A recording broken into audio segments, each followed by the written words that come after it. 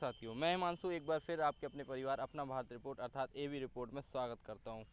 जैसा कि आप सभी जानते हैं कि महोबा विश्व प्रख्यात रहा है और महोबा की जो प्रख्याति का कारण था वह आला उदल थे। आला उदल वीर योद्धा थे। इनसे आप रूबरू होंगे और बखूबी परिचित भी होंगे, क्योंकि हम इस समय आला उदल की जो चाचा थे तालन सैयद, उनकी मज़ार पर खड़े हुए हैं। ये लिखा हुआ ताला सैयद मज़ार, और यहाँ से रास्ता चढ़ते हुए सीधे ऊपर की ओर जाएगी और ऊपर यूपी टूरिज्म का बोर्ड लगा हुआ है, यानी उत्तर प्रदेश टूरिज्म। यूपी नहीं देखा तो इंडिया नहीं देखा। बात सही है कि यूपी नहीं देखा तो इंडिया नहीं देखा, परंतु आज की स्थिति कुछ ये है कि यूपी को टूरिज्म दिया जा रहा है लेकिन महोबा को टूरिज्म नहीं दिया जा रहा है। देखिए लिखा है, लगा दिया है, कुछ नहीं है ना किसी चीज़ में। यहाँ पर एक बोर्ड लगा हुआ है जो नगर पालिका के द्वारा लिखा हुआ है, जहाँ सुनहरे अक्षरों में लिखा गया है समस्त सभासद नगर पालिका परिषद महोबा।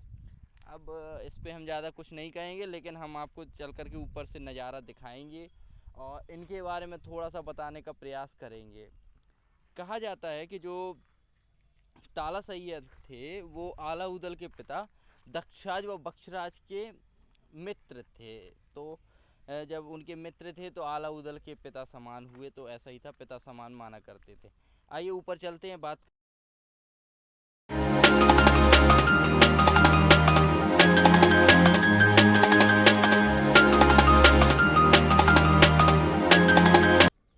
हम लोग आ गए हैं ऊपर। आप देख सकते हैं, यहाँ से थोड़ा सा ऊपर चलेंगे तो पहुँच जाएंगे।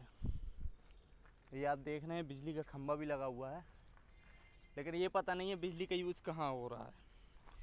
अब हम आपको थोड़ा सा बताते हैं। जो ये कीरत सागर है, महोबा का ऐतिहासिक तालाब कहा जाता है, ये कीरत सागर के पीछे वाले गेट पे तो वहीं पर है। अब चाचा ताला सैयद का इतिहास कुछ ऐसा रहा है। इनका जो वास्तविक नाम था, उनको सैयद मीरान के नाम से जाना जाता था।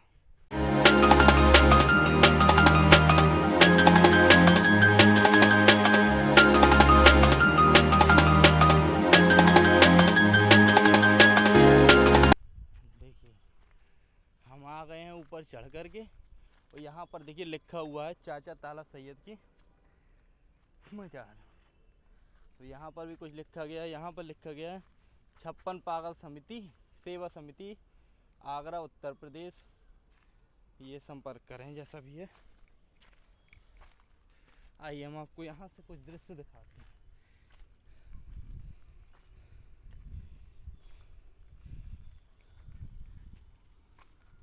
इस समय आप देख सकते हैं यहाँ चाचा ताला सैयद की मज़ार है, और यहाँ पर आप सोच रहे होंगे कि जब ये तो समझ में आता है कि किसकी है, ये किसकी है।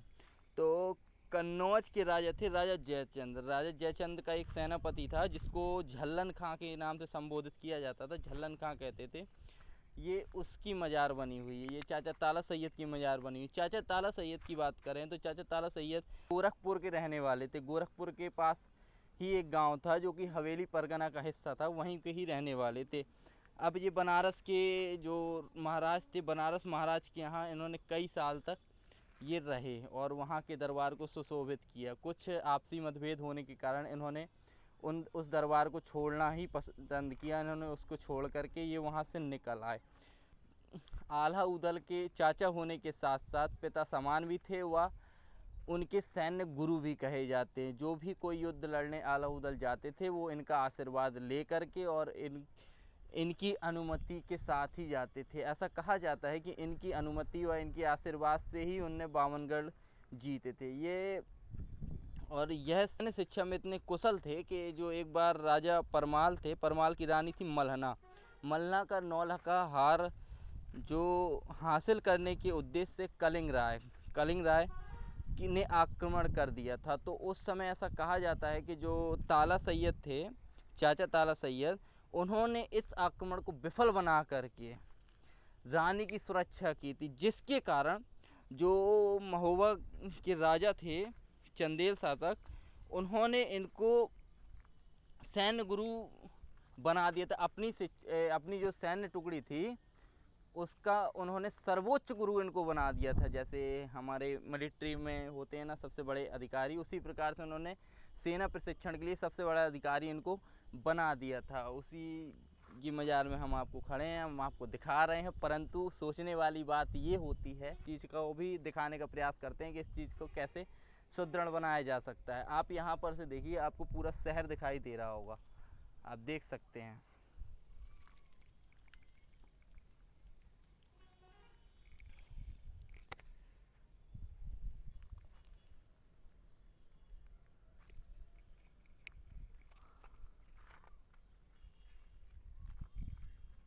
पूरा शहर दिखाई दे रहा होगा।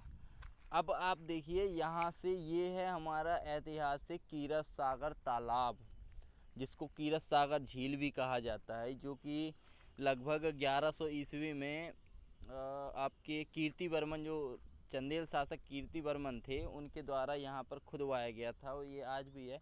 और इस चीज़ का एक और प्रूफ है, ऐसा कहा जाता है कि इस तालाब में पारस पथरी है। पारस पथरी एक ऐसी धातु थी जिसको अगर कुछ भी, जो कोई भी छू ले या कोई भी धातु उसको छू ले तो वह सोने की बन जाती थी। ऐसा भी कल्पना है या वास्तविकता है, इसके बारे में हमको पूर्णतः जानकारी नहीं है, लेकिन परंतु ऐसा कहा जाता है कि जो पृथ्वीराज चौहान का हाथी था, उसकी जंजीर इस पारस पथरी से छू गई थी, तो उसकी जंजीर सोने की हो गई थी। उसके बाद कई बार इसकी ढूंढा गया, इसकी खुदाई भी की गई, लेकिन पारस पथरी किसी को मिली नहीं। इसमें रहस्य है, इसको हम किसी और व्यक्ति से जानने का प्रयास करेंगे जो इसके बारे में जानकारी रखता हो। अब इस स्थान का पुनरुद्धार होना चाहिए या नहीं होना चाहिए, सुंदरीकरण तो यहाँ भी होना चाहिए मांगता है। आप देख सकते हैं, हमने आपको खंबा दिखाया हुआ था कि लाइट का खंबा ये आया हुआ है, लेकिन धन्य हो हमारी नगर पालिका और धन्य हो हमारा स्थानीय प्रशासन। लाइट का खंबा आया हुआ है, लेकिन जितना इसका लाइट का खंबा लाने में यहाँ खर्चा हुआ होगा, उसका 10 से 15% ही होगा कि यहाँ पर लाइट हो जाएगी। अब अगर यहाँ पर थोड़ा सा लाइटिंग करके थोड़ा सा अच्छे से डेकोरेट कर दिया जाए, यहाँ पे सवार दिया जाए, तो यही स्थान लोगों के आकर्षण का केंद्र बन जाएगा। लोग यहाँ पर आना पसंद करेंगे, क्योंकि यहाँ से दो कारण होंगे यहाँ आने के। एक तो ये जगह ऊंचाई पर है जहाँ से पूरा शहर आप देख सकते हैं, और एक ये हमारी ऐतिहासिक धरोहर भी है, तो इसको भी बच जाएगा, ये भी बचाया जा सकता है और लोगों को आकर्षण का केंद्र भी बनाया जा सकता है। तो हमारा यही प्रयास रहता है कि जो सरकार है, यूपी टूरिज्म है, उसकी इस पर नज़र पड़े। यही का है हमारा उद्देश्य कि हम उन तक ये चीज़ें पहुंचा सकें, ताकि यहाँ पर भी कुछ विकास कार्य हो सके।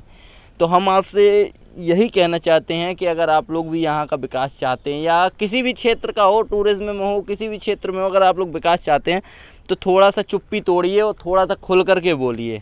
यही कारण बनेगा कि यहाँ के लोग, यहाँ का विकास होगा, यहाँ पे फॉरेनर्स आएंगे। हर चीज़ यहीं पर होती है और हम लोग इसीलिए करते हैं। और कहीं ना कहीं, चलिए, आपको यह इन्फॉर्मेशन कैसी लगी, यह जगह कैसी लगी, कमेंट करके ज़रूर बताइएगा। और चैनल को सब्सक्राइब नहीं किया तो चैनल को सब्सक्राइब कर दीजिएगा और वीडियो को लाइक करके ज़रूर जाइएगा। तब तक आपसे नेक्स्ट वीडियो में, तब तक के लिए जय हिंद।